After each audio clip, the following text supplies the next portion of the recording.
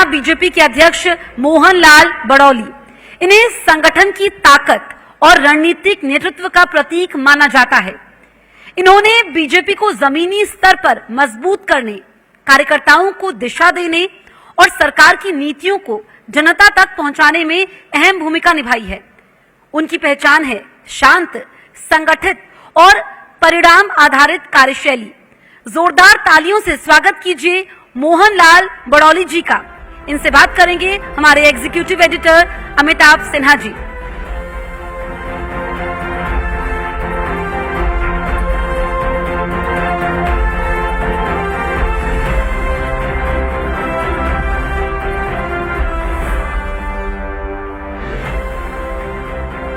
आपने सारे मंत्रियों के इंटरव्यू तो सुन लिए। संगठन की बातें सुनना आसान नहीं होता है सबके लिए, खासकर जब यहाँ युवा बैठे हैं। बड़ौली साहब, बहुत बढ़िया मौका है, सारे युवा यहाँ बैठे हैं, संगठन की बातें उन तक पहुंचाने का। ये अच्छी बात है अमिताभ जी कि आज आपने बुलाया है और विषय भी बहुत बढ़िया है और इस विषय पर युवा आए हैं तो मैं सभी युवाओं का स्वागत करता हूं, अभिनंदन करता हूं। आपके चैनल के माध्यम से जो भी सुन रहे हैं उन सब का भी अभिनंदन स्वागत करता हूं कि आज जो विषय आपने लिया है, राज्य निर्माण से राष्ट्र निर्माण, ये विषय भी बहुत बढ़िया है, इसके लिए बधाई। प्रधानमंत्री कहते हैं कि जिनका परिवार से कोई नाता न हो राजनीति से, युवाओं को राजनीति में, ऐसे 10 लाख युवाओं को राजनीति में लाने का उनका लक्ष्य है। काफी युवा बैठे हैं, क्या इनको अगर राजनीति में आने के लिए प्रेरित करना हो बड़ौली साहब, तो क्या कहेंगे इनको, आप क्या संदेश देंगे? देखो, मैं ये कहना चाहूंगा कि सबसे पहले तो अगर राज्य निर्माण में सहयोग करना है तो पहले जिस राज्य में है, आप हरियाणा में है तो पहले अच्छे हरियाणवी बने। जब अच्छे हरियाणवी बनेंगे तो फिर अच्छे राष्ट्र का निर्माण होगा। और आज हम हरियाणा में बैठे हैं तो मैं यही निवेदन करूंगा, एक हरियाणा की जो पहचान है, हरियाणा को जिस तरीके से लोग देखते हैं और जिस प्रकार से व्यक्ति निर्माण की बात है, हरियाणा की पृष्ठभूमि में, हर हरियाणा की कुरुक्षेत्र भूमि से भगवान श्री कृष्ण ने संदेश दिया कि किस प्रकार से एक व्यक्ति का जो कर्तव्य होता है वो किस प्रकार से अच्छे से निभाए। जब अच्छा कर्तव्यनिष्ठ युवा हमारे देश का होगा तो हमारे देश का भविष्य उज्जवल होगा और अच्छे युवाओं के निर्माण की भूमि हरियाणा है। और गीता अगर किसी ने नहीं पढ़ी है, गीता को अगर किसी ने नहीं जाना है तो उसको जाने और पढ़े। बहुत अच्छा व्यक्ति निर्माण का कार्य गीता के माध्यम से दिया गया है। चलो, कृष्ण जी ने तब संदेश दिया था, मोहन जी का संदेश है। कितने बच्चे हैं जो राजनीति में आने के लिए सोच सकते हैं आने वाले दिनों में? देखिए, ये कोई बच्चा हाथ नहीं उठा। भारतीय जनता पार्टी का एक ऐसा राजनीतिक प्लेटफॉर्म है जो देश के लिए कुछ करना चाहता है, राष्ट्र के लिए कुछ करना चाहता है, समाज के लिए कुछ करना चाहता है और नया करना चाहता है, विकसित भारत की सोच लेके करना चाहता है। तो भारतीय जनता पार्टी का राजनीतिक प्लेटफॉर्म सबसे बेस्ट है, सबसे अच्छा है। चलो, शुभकामनाएं उसके लिए। बड़ौली साहब, कुछ दिन पहले जब आपके पार्टी के नए राष्ट्रीय अध्यक्ष बने तो प्रधानमंत्री ने बीजेपी के मंच से कहा था कि ये राष्ट्रीय अध्यक्ष हमारे बॉस हैं, मेरा सीआर यही लिखेंगे। हरियाणा के बॉस तो आप ही हैं, प्रदेश अध्यक्ष आप हैं, तो बतौर बॉस आपका क्या कहना है? सब कुछ ठीक चल रहा है, सारे मंत्रियों ने ठीक काम कर रहे हैं? ये देश के लोकप्रिय प्रधानमंत्री नरेंद्र मोदी जी की जो पाठशाला से वो आए हैं और उस पाठशाला में इसी प्रकार के संस्कार दिए जाते हैं और जिन संस्कारों के वो माध्यम से आए हैं वो संगठन को सर्वोपरि मानते हैं और संगठन कलयुग में सबसे बड़ी शक्ति है। और जब संगठन की कोई जिम्मेवारी मिलती है, संगठन के अध्यक्ष के रूप में मिलती है, तो उन्होंने जो बात कही थी वो संगठन के कार्यकर्ता के नाते कही थी, ना कि प्रधानमंत्री के नाते कही थी। वो संगठन के कार्यकर्ता पहले हैं, प्रधानमंत्री बाद में है। इसलिए उन्होंने कहा कि आज ये हमारे राष्ट्रीय अध्यक्ष बने हैं और मैं एक भारतीय जनता पार्टी का कार्यकर्ता हूं और भारतीय जनता पार्टी में कार्यकर्ता सबसे बड़ा है, पद बड़ा नहीं है, कार्यकर्ता बड़ा है। ये संदेश देश की जनता को और राजनीतिक दलों को भी देने का काम किया है। तो यही तो मैं पूछ रहा हूँ। उन्होंने कहा कि सीआर भी हमारा जो उनका रिकॉर्ड होगा कैरियर का, वो भी लिखेंगे अध्यक्ष जी। तो आप क्या सबका सीआर लिखते हैं कि नहीं लिखते हैं? बस काफी मंत्री भी यहाँ बैठे हैं, जानना चाहते हैं। बहन मंत्री जी यहाँ बैठी है, बहुत सारे और भी बैठे हैं। ये प्रधानमंत्री जी के इस वाक्य में बहुत बड़ा संदेश है कि कभी भी पद की गरिमा में नहीं आना चाहिए, कार्यकर्ता के भाव में रहे और अध्यक्ष को अध्यक्ष माने, और कार्यकर्ता अपने आप में रहेगा तो सब कुछ ठीक चलेगा, स्मूथली चलेगा। और भारतीय जनता पार्टी के जो मंत्री हैं वो राष्ट्र की सेवा में लगे रहते हैं। जो दूसरी पार्टियों की जो सरकारों में मंत्री देखे हैं उनका रवैया और हमारे भारतीय जनता पार्टी के नेताओं का रवैया, बहुत सारे गांव में जब हम जाते हैं लोग चर्चा करते हैं इस बात की कि भारतीय जनता पार्टी के जो नेता हैं वो लगते नहीं है, वो आम आदमी की तरह लगते हैं। यही हमारी ताकत है, यही हमारी खासियत है। बड़ोली साहब, एक चीज और होती है, आप 3 साल तब अध्यक्ष रहे जब पार्टी सत्ता में थी। जब पार्टी सत्ता में हो तो संगठन अक्सर नेग्लेक्टेड हो जाता है, जिसकी उपेक्षा हो जाती है। तो आपको लगता नहीं कि ऐसे समय संगठन को संभालना बहुत ही मुश्किल काम होता है? कैसे संभाल पाते अपने कार्यकर्ताओं को? सबकी उम्मीदें होती है, कुछ मिले, सरकार बन गई है। सबसे ज्यादा मजा आता है तो सरकार में जब पार्टी का कार्यकर्ता होता तब आता है, क्योंकि ऊपर सरकार अपनी होती है और नीचे जो जनता अपनी है। जब जनता कोई बात कहे और जनता की कही हुई बात को सरकार के माध्यम से पूरा कर दें, सबसे बड़ा संतोष आदमी को मिलता है। और भारतीय जनता पार्टी का कार्यकर्ता तो सेवा ही संगठन के माध्यम से काम करता है और उसी सेवा भाव के साथ जनता के बीच में रहता है, और जो जनता के काम अच्छी तरीके से करवा पाए और संगठन का और सरकार का समन्वय बहुत बढ़िया रहे, बहुत अच्छा रहे। आज मैं ये मान के चलता हूं कि हरियाणा का छोटे से छोटा कार्यकर्ता भी सरकार के प्रतिनिधि के तौर पर काम करता है, अपनी जिम्मेवारी के साथ करता है, और उसी का परिणाम है कि हरियाणा में तीसरी बार भारतीय जनता पार्टी की सरकार आई है। जो सबसे बड़ी ताकत है भारतीय जनता पार्टी की तीसरी बार सरकार में आना, यह हमारे कार्यकर्ताओं की ताकत है। इसका मतलब है कि समन्वय बहुत अच्छा चल रहा है और कार्यकर्ता निराश नहीं हो रहा है। बहुत बढ़िया चल रहा है, कार्यकर्ता संतुष्ट है और अपनी सेवा से संतुष्ट है, सरकार के काम से संतुष्ट है, सरकार की पॉलिसी से। क्योंकि जिस प्रकार से हमारे लोकप्रिय मुख्यमंत्री नायब सिंह सैनी जिस ऊर्जा के साथ काम करते हैं, जिस मेहनत के साथ काम करते हैं, और मुख्यमंत्री नायब सिंह सैनी जब काम करते हैं तो उनको आशीर्वाद है देश के लोकप्रिय प्रधानमंत्री नरेंद्र मोदी जी का। जब उनका दोनों का समन्वय बनता है तभी राज्य से राष्ट्र का निर्माण होता है। और आज हरियाणा, मैं ये मान के चलता हूं कि अग्रणी राज्यों में है। हरियाणा की ग्रोथ अगर हम बात करें, पूरे देश की जब जीडीपी की बात होती है तो 7 और 8% की रहती है, लेकिन जब हरियाणा की बात करते हैं तो 10 और 11 की होती है। ये सबसे बड़ी उपलब्धि है सरकार का। आर्थिक व्यवस्था ठीक है हमारे हरियाणा की, हमारा सामाजिक भाईचारा बहुत मजबूत है, और हमारा जो प्रशासनिक तंत्र है, जो अधिकारी हैं, वो भी बड़ी ईमानदारी से काम कर रहे हैं। क्योंकि जैसा राजा वैसी प्रजा, ये वर्षों से हम सुनते आए, और ये भारतीय जनता पार्टी की जब से सरकार बनी है तब से परिवर्तन पूरे देश में देख रहे हैं। आपने पूरे देश में परिवर्तन होते हुए देखा है, किस प्रकार से देश की जो आर्थिक व्यवस्था मजबूत हुई है। आज देश हमारा 5वें नंबर का है आर्थिक दृष्टि से, और वहीं जीडीपी की ग्रोथ हरियाणा की 10 और 11 मैंने आपको बताई है। उसी प्रकार से आज हरियाणा में अगर बात करेंगे कि किस प्रकार से राष्ट्र निर्माण हो रहा है, तो हरियाणा के अंदर जो हमारे मेट्रो सिटी बढ़ी है, हमारे हरियाणा में एयरपोर्ट बना है, हमारे हरियाणा में 7 नेशनल हाईवे बने हैं। ये किसी भी राष्ट्र के निर्माण की धुरी जो ओपन दिखाई देता है।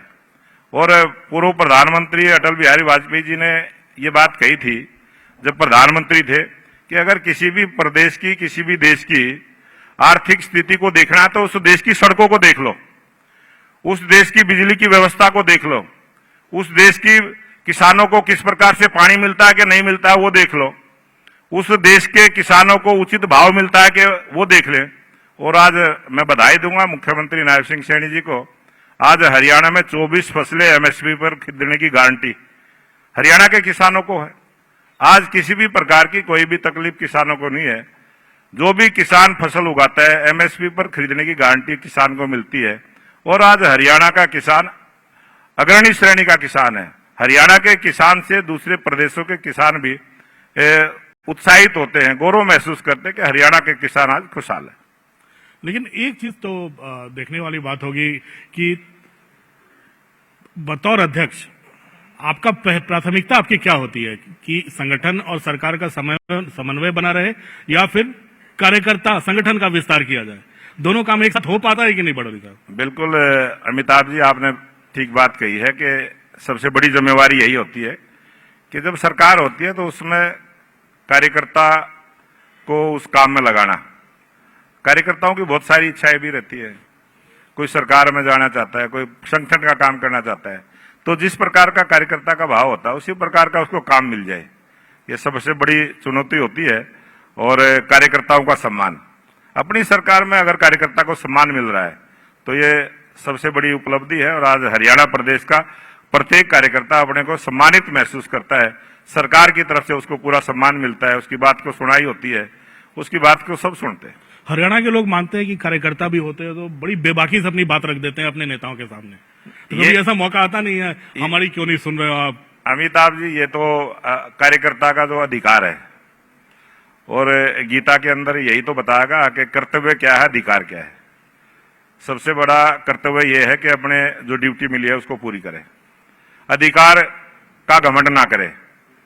किसी भी प्रकार का अधिकार किसी को है तो उसमें घमंड में ना रहे, अपने कर्तव्य के साथ उसका पालन करे, ये सबसे बड़ी उपलब्धि है। और भारतीय जनता पार्टी का कार्यकर्ता, आज 2.5 लाख कार्यकर्ता भारतीय जनता पार्टी के किसी न किसी जिम्मेवारी पे हैं और सब उसी जिम्मेवारी के साथ काम कर रहे हैं। और जो बाकी छूट गए हैं सत्ता की रेस में या कोई जिम्मेदारी से, अब भारतीय जनता पार्टी में कोई छूटा नहीं है, सबको जो छूट गए हैं उनको भी साथ लेकर हम चल रहे हैं, अच्छे से काम कर रहे हैं। बड़ोली साहब, जब इतने कार्यकर्ता खुश हैं तो जो 7 नगर निगमों के चुनाव है, नगर इकाइयों के चुनाव है, निकायों के, तो उम्मीद करें कि सातों इस बार आप लोग बीजेपी निकाल रही है इस बार?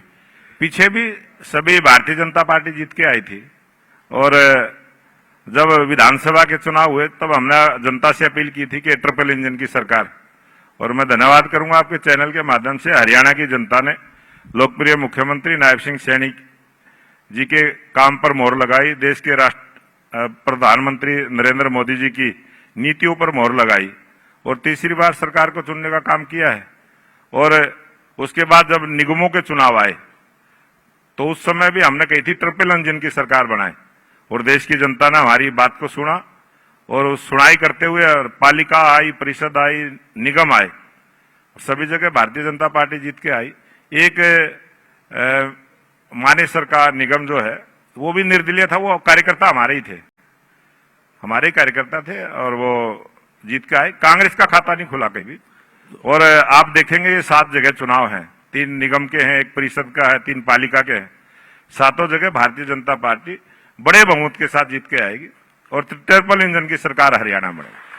और एक चीज और, जो एक जनरेशनल शिफ्ट की बात जो संघ भी कर रहा है, जो जनरेशनल शिफ्ट की बात जो हो रही है कि युवाओं को सामने लाओ, तो इस बार उम्मीद करें कि इस बार चेहरे बहुत सारे नए होंगे, युवा होंगे? नहीं, ये हमारी भारतीय जनता पार्टी का जब संगठन का विस्तार होता है तब भी 25% नए युवाओं को मौका मिलता है, शुरू से ही मिलता रहा है और यही हमारी ताकत है। और अब भी जो चुनाव होंगे उसमें भारतीय जनता पार्टी के कार्यकर्ताओं को भी मौका मिलेगा।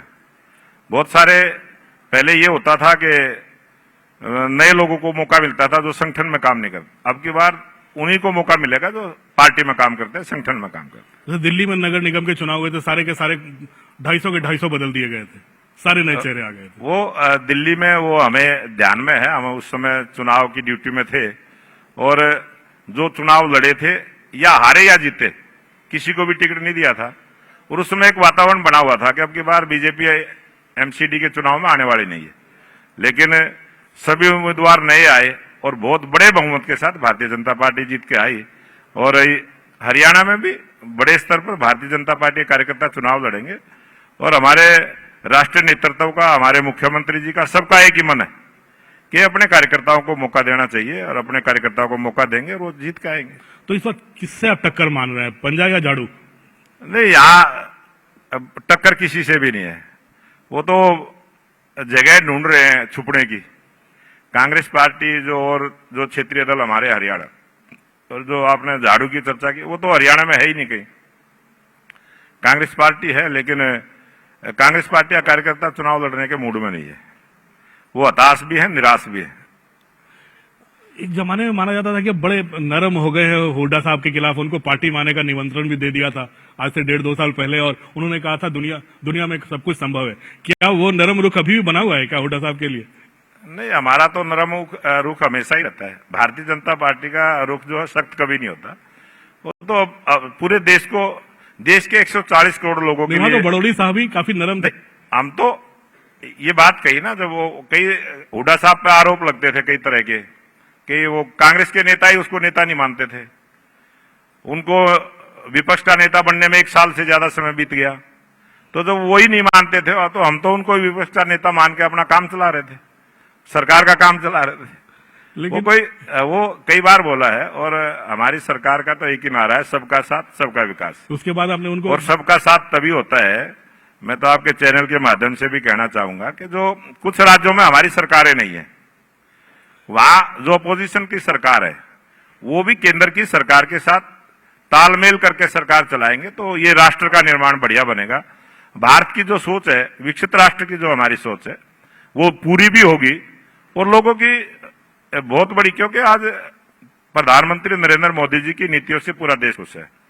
देश के प्रधानमंत्री नरेंद्र मोदी जी की नीतियों से पूरा दुनिया अभी उनकी तरफ देखती है कि भारत के प्रधानमंत्री क्या बोलेंगे।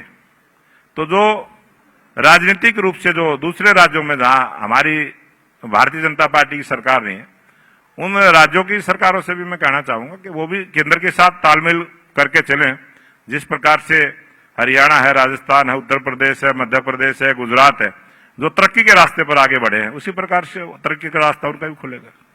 तो जैसे राष्ट्रीय कई मुद्दे ऐसे होते हैं जिसको लेकर काफी जनता में रोष होता है कि औद्योगिक विकास तो हो ही रहा है आपके राज्य का, हरियाणा का, लेकिन एक चीज है कि किसान बहुल्य है, किसान यहाँ फार्मर्स काफी यहाँ ज्यादा मजबूत है और काफी हरियाणा के विकास में उनका योगदान काफी रहा है किसानों का। तो मान लो जी राम जी जैसे चीजें आती हैं जिसको लेकर कांग्रेस उठती है, तो आपका क्या कार्यकर्ता उस किसान तक पहुंच पाता है उसको समझाने के लिए? उस तक आप लोग पहुंच पा रहे हैं? कितना सफल हुए उस चीजों को आप लोग कन्विंस करने में? भारतीय जनता पार्टी का कार्यकर्ता हमेशा से ही जनता के बीच में रहता है, और जब भी कोई सरकार की पॉलिसी बनती है, अभी विकसित भारत जी राम जी योजना जिस प्रकार से लागू हुई है और उसमें बहुत सारी नई सुविधाएं देने का काम किया है, बहुत सारे नए काम जोड़ने का काम किया। जो पहले नरेगा स्कीम थी उसके अंदर खड्डा खोद देना और खड्डे को भर देना, इसी प्रकार की पॉलिसियां होती थी। उसमें हमने 3-4 चीजों को जोड़ा है। पानी के प्रबंधन को भी उसमें जोड़ा है। बाढ़ आ जाती है, पानी भर जाता है, उसकी निकासी का रास्ता मनरेगा के माध्यम से होगा। खेतों के पक्के रास्ते करने हैं, मनरेगा के अब जो जी राम जी योजना बनी है उसके माध्यम से उसमें जोड़ने का काम किया। कोई खेत के रास्तों में पुलिया का निर्माण होना है, कई छोटी मोटी डेयरी पे, नहरों पे पुलिया का निर्माण होता है, तो वो भी इस जी राम जी की जो योजना आई है, जो नई योजना आई, इसके माध्यम से काम होगा। और बहुत सारी सड़कों का भी निर्माण होगा। और सबसे बड़ी बात यह आई है इसमें कि जो स्टेट सरकार है वो 40% की भागीदार बनेगी, केंद्र सरकार 60% की बनेगी, और उसमें चेकिंग सिस्टम भी रखा है, किसी भी प्रकार का भ्रष्टाचार ना हो। बहुत बड़ा बजट इस स्कीम में रहता है, और ये रोजगार की गारंटी की योजना है। विकसित भारत ग्रामीण रोजगार आजीविका मिशन जिस प्रकार का ये नाम है, ताकि जो मजदूरी का काम करते हैं उनको 125 दिन रोजगार मिले। और हरियाणा तो 400 रुपए देने वाला प्रदेश है, पूरे देश में सबसे ज्यादा मजदूरी देने वाला हरियाणा प्रदेश है। जहां हम 100 दिन में 40,000 रुपए उनको देते थे, अब 25 दिन बढ़ने से पूरा 10,000 रुपए का फायदा उनको हुआ। अब हरियाणा के मजदूर को 10,000 रुपए सालाना इनकम बढ़ी है, अब उसकी इनकम 50,000 रुपए होगी। बहुत बड़ा परिवर्तन इससे होगा।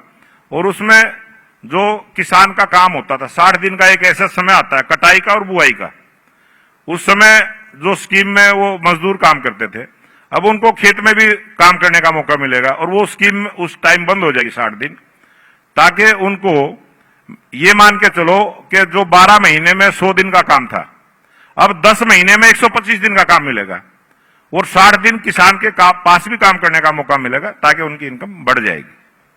बहुत बड़ा परिवर्तन इससे आएगा। अब आप प्रदेश अध्यक्ष और बात करने का सिलसिला तो हम लोग 1 घंटे तक जारी रख सकते हैं, लेकिन समय सीमा बन जाती है बड़ोली जी। लेकिन एक चीज आगे जाते तो अभी बहुत है, मुझे मुद्दे बहुत है, समय भी बहुत है, अभी इतने में हम लोग 10 बातें और कर लेंगे। एक सवाल अब आखिरी जाते जाते 2-3 छोटे-छोटे सवाल पूछना चाहूंगा। सीआर लिखने की बात हमने शुरुआत में कहा था कि प्रधानमंत्री ने कहा अध्यक्ष सीआर लिखता है। कितना नंबर देंगे इस सरकार को आप, अपनी सरकार को? ये सरकार 100 में से 100 नंबर है। ये सरकार का तो मौका मिले तो वो एक पेपर में मिलता ना, वो अच्छे लेख के अच्छे लेख के भी जो 5 नंबर होते थे तो 100 में 5 नंबर भी प्लस कर सकते हैं। अब संगठन से इतने नंबर मिल गया मुख्यमंत्री जी को। मुख्यमंत्री जी तो हमारे ऐसे मुख्यमंत्री हैं कि पूरे जो दूसरे प्रांतों के लोग जब हमें मिलते हैं तो कहते हैं कि हरियाणा का तो बड़ा सौभाग्यशाली प्रदेश है, ऐसे मुख्यमंत्री मिले हैं, ऐसे मुख्यमंत्री हमें भी मिलने चाहिए। उम्मीद करते हैं कि नायब सिंह सैनी जैसा मुख्यमंत्री उनको मिले। और प्रदेश अध्यक्ष खुद को कितना नंबर देगा? अब प्रदेश अध्यक्ष तो कार्यकर्ता है, कार्यकर्ता नंबर देंगे, मैं खुद से थोड़ा ही दूंगा। चलो इस अच्छे नोट पे समाप्त करते हैं बड़ौली साहब, और बहुत बहुत शुभकामनाएं आगे आने वाले दिनों के लिए आप लोगों को। आपके चैनल के सभी दर्शकों का भी मैं धन्यवाद करता हूं और आपका भी धन्यवाद करता हूं। आपने यहाँ आके अपनी बात रखने का मौका दिया, बहुत बहुत धन्यवाद।